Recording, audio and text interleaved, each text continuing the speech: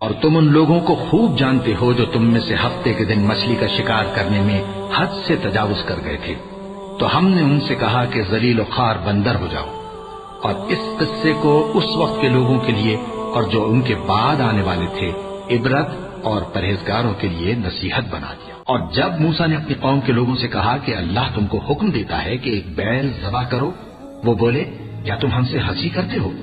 मूसा ने कहा कि मैं अल्लाह की पनाह मांगता हूं कि नादान बनूं। उन्होंने कहा कि अपने परवरदिगार से इल्तिजा कीजिए कि वो हमें ये बताए कि वो बैल किस तरह का हो।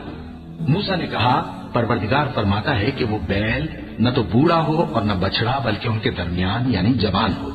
तो जैसा तुमको हुक्म दिया गया है वैसा करो। उन्होंने कहा, अपने परवरदिगार से दरखास्त कीजिए कि हमको ये भी बता दे कि उसका रंग कैसा हो। मूसा ने कहा, परवरदिगार फरमाता है कि उसका रंग गहरा जर्द हो कि देखने वालों के दिल को खुश कर देता हो।